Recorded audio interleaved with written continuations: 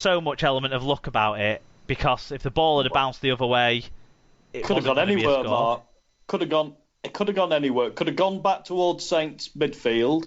Could have bounced straight over the dead ball line without hitting the floor. Could have gone left or right. Could have gone anywhere. And that was why he was hesitant, particularly on that second bounce, that he didn't want to overcommit, overchase it, and it bounced behind him and someone score. But yeah. I was listening to there was an interview with Jack Welsby actually, who said a couple of interesting things. He said the first thing was I didn't really chase, I was just ambling. No, he was chasing. He said I was just ambling along, and then when it hit the post, I chased because I thought it's coming down. He said, but the bit I thought you might be interested in, Mark, was he said I could see that French couldn't see the ball properly as the ball was bouncing back over the post.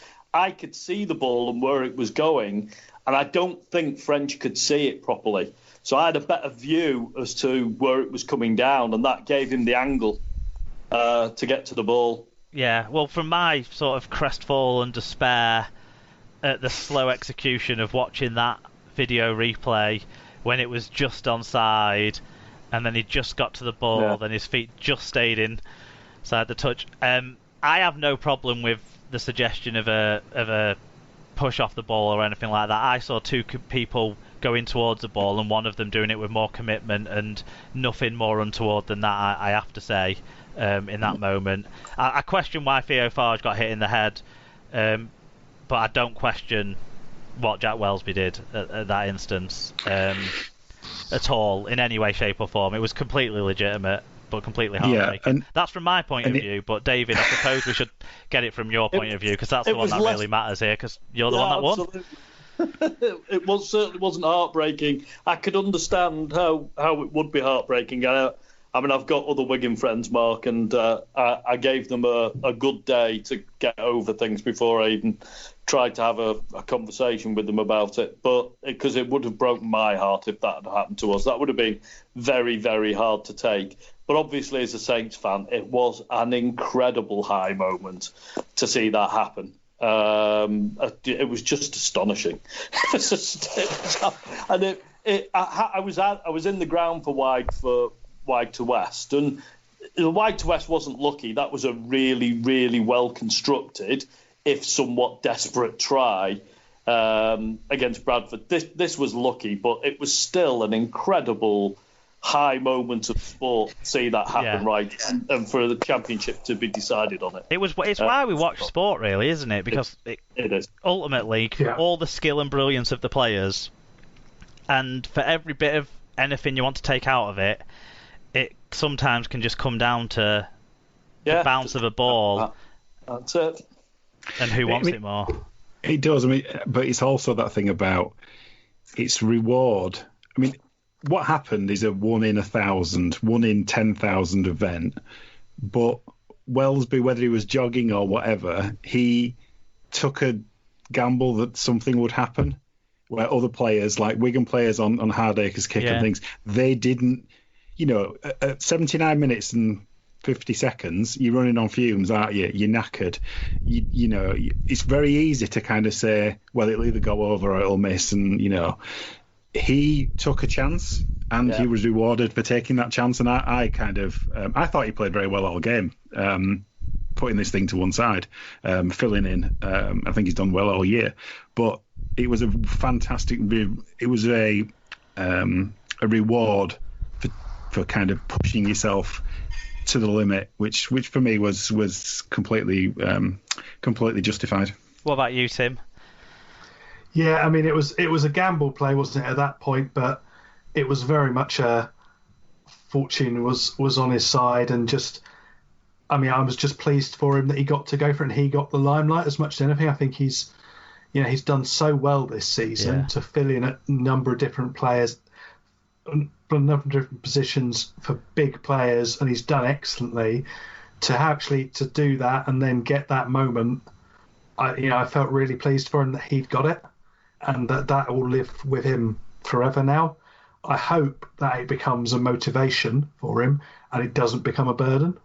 I hope that it's something that he can use now to kick on to the next level. I think that's one thing we're blessed with in rugby league. There's not enough attention for anything to become a burden. Blessed in the most awful way. So, David, we'll talk about the celebrations in just a second, but I think there's two other big winners from this that no one's really talked about yet. So before we talk about the biggest winners, which is you, David, and your St Helens side, let's take a moment for the two other huge winners from this, Steve Ganson and Sean Ainscoe. Because no longer is what happened at Magic Weekend in 2007, or was it 2006 or 7, whenever it was, and what happened at Batley for Sean Ainscoe, the most ridiculous finishes to a match of rugby league that we've ever seen. Yeah. So, so those two, or even the £1 million game. Yeah. Not that I'm the one to bring it up this time, but may as well be for a change. But even even that is now in the back. It pushes everything down, doesn't it? Because of the 80 minutes, because of the way it ended, because of the pure nature of sport. So, how were the celebrations for you, David? Did you even notice that they didn't do the kick? No. No one had Saints by +6, did they? No, I'd be gutted if I did. I absolutely didn't know that. Scoey brought that up in the paper this morning. What about all the people that have bet on it being a 6-point margin? But it's always been in the rules that you don't have to take a kick. So I think Saints were within their rights not to do so. And didn't give it to Jammer. I don't know if he was on the nice pitch. Touch. No, he wasn't. No, he wasn't. No.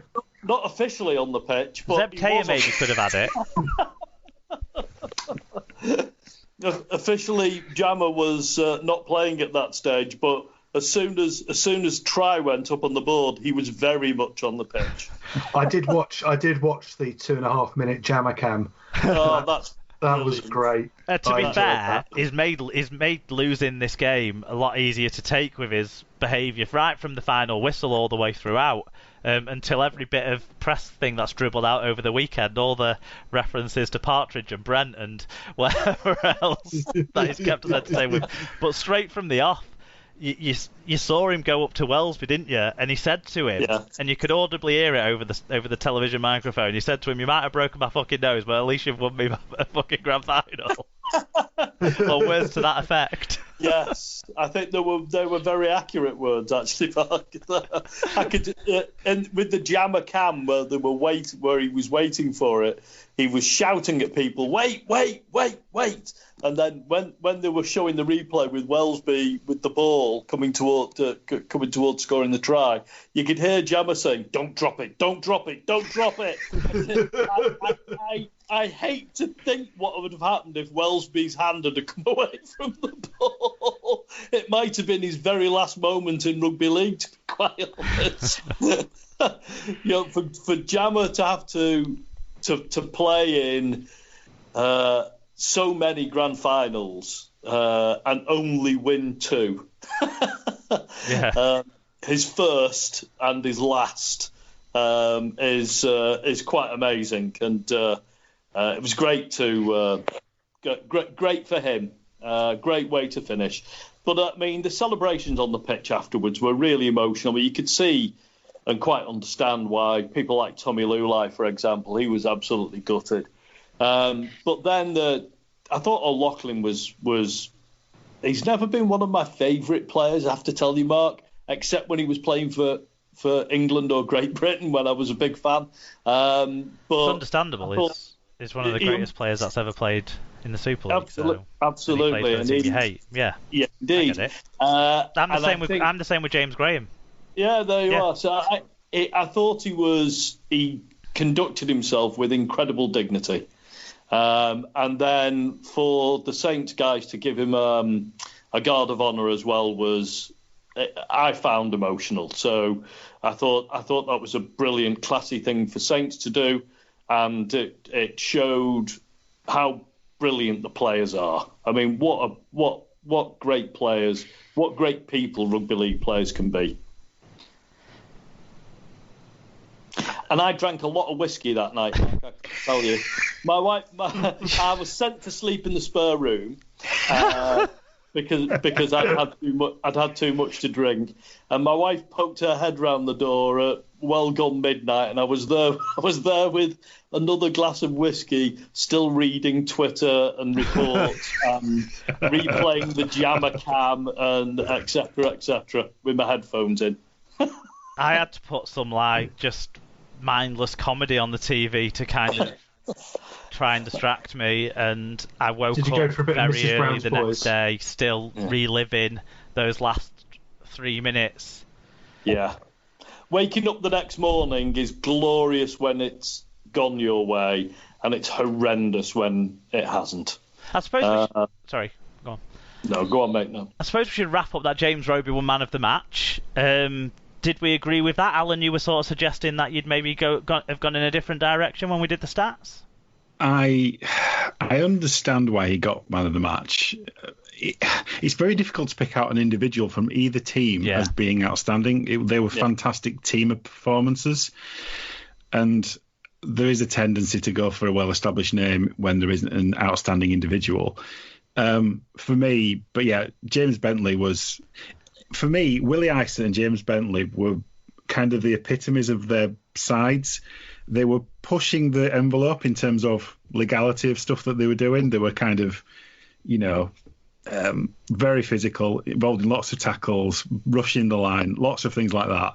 But just the sheer kind of stats that Bentley was able to put up, for me, that's the thing that makes the difference. So he'd have been my man of the match.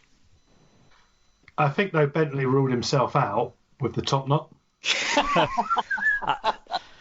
I agree.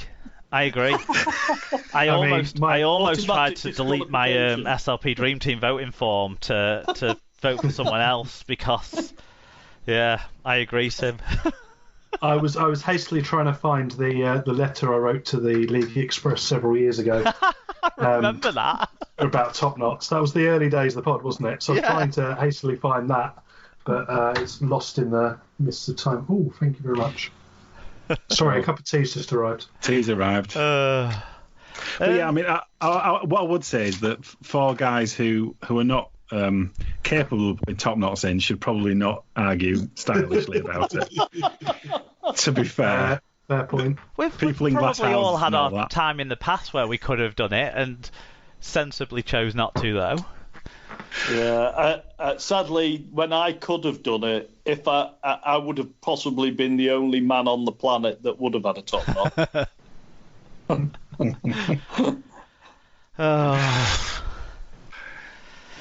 who else would have been potential candidates then? Do we think? I thought Oliver Partington was absolutely outstanding for Wigan. I looked at Wigan's side and I thought how some people maybe arguably didn't justify the places to a weird extent in this game because of the lack of minutes they played. You look around at Bullock and Clubb, maybe O'Loughlin to an extent, Greenwood certainly, but the reason they didn't play more minutes is because Partington's engine never went off, and he went 45-50 minutes straight before he was taken off for a break, right at the right time as well, actually, just as Saints had started to look like they might potentially at one point create something. And so I thought he was outstanding in if we're talking about setting the tone defensively. And Partington's a player who people have been able to point the finger at for not liking the way he goes about his business, and there was none of that in this game at all. No. Even after the game as well, he was one of the Wigan players who wasn't sort of, who went up to the Saints players straight away to congratulate people like James Graham, Zeb Taylor, players like that. Yeah. I think overall it was played in a good spirit. There wasn't it wasn't like the Catalan game the week before. That's for sure. No. Considering what was at stake and the obvious, long-standing rivalry, it was remarkably, well-tempered, I would say. Yeah. Did you pull out anyone, Tim, who you thought maybe could have rivaled Bentley and James Roby in the conversation?